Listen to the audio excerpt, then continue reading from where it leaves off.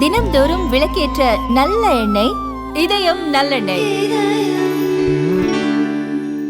மாவீரன் அழகு முத்துக்கோன் அவர்கள் வெள்ளையனுடைய ஆதிக்கத்தை இந்தியாவிலேயே எதிர்த்த ஒரு முதல் வீரன் என்று சொல்லக்கூடாது, ஒரு மாவீரன் என்று சொல்ல வேண்டும்.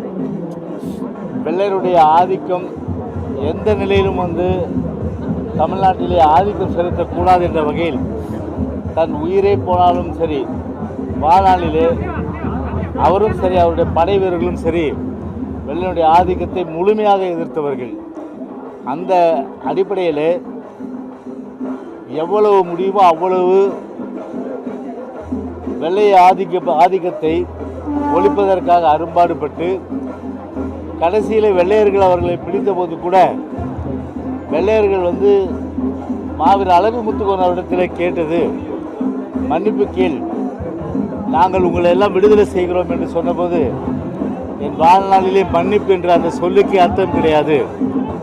என் தலையை போனாலும் சரி, வீரங்கை கொண்டு என் உடலை பிளந்தாலும் சரி, தலையை பிளந்தாலும் சரி, மன்னிப்பு என்ற வார்த்தைக்கே அந்த அகராதியில் இல்லை என்று சொல்லி அந்த அடிப்படையில் மன்னிப்பு கேட்காத காரணத்தினால் வெள்ளையர்கள் மாவீரன் அழகு முத்துக்கோன் அவர்களையும் அவரை சார்ந்தவர்களையும், அதாவது படை வீரர்களையும் வீரங்கை கொண்டு தாக்குதல் நடத்தி அதன் மூலம் ஒரு மாவீரருக்கு இந்திய ஏகாதிபத்தியவாதிகளான வெள்ளையனை எதிர்த்ததற்காக அவருடைய உடல் பிளந்தாலும் கூட அவருடைய அந்த சிந்திய ரத்தம் இந்திய சுதந்திரத்துக்கு முதல் குரலாக இந்திய மண்ணிலே ஒலித்தது என்பதுதான் ஒரு மாபெரும் வரலாறு.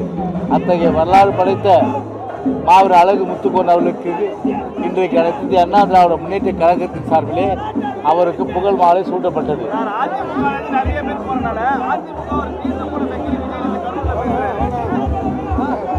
விஜய் பொறுத்தவரையில் நேற்றைக்கு கரூரில் பேசியிருக்காரு.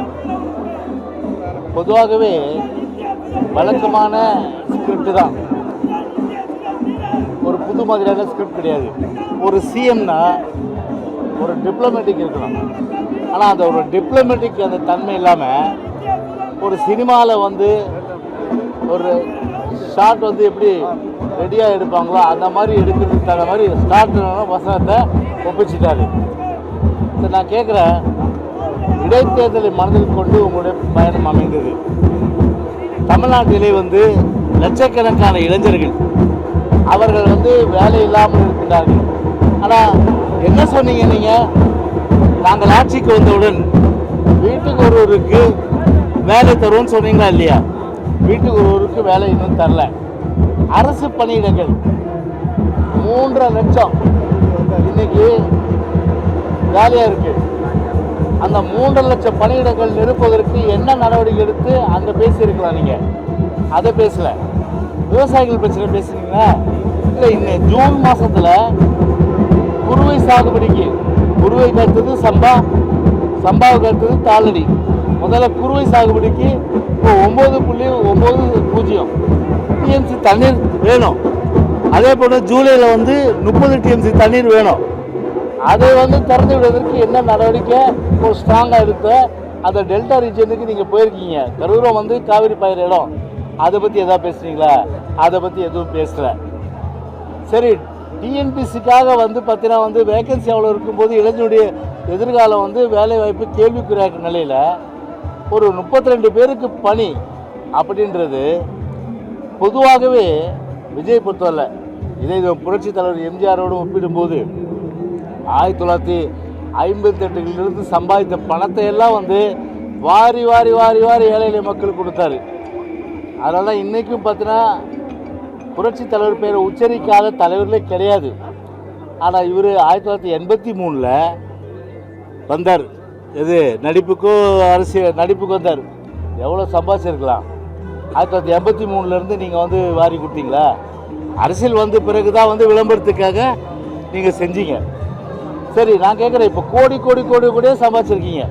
தலைவர் பொறுத்தவரை உழைச்சி சம்பாதிச்சாரு. ஆனால் எனக்கு எதுவும் தேவையில்லை, மக்களுக்கு வாரி வாரி கொடுத்தாரு. நான் கேட்குறேன், 1 கோடி ரூபா அந்த 32 குடும்பத்துக்கு கொடுத்துட்டு போயிருக்கலாமே?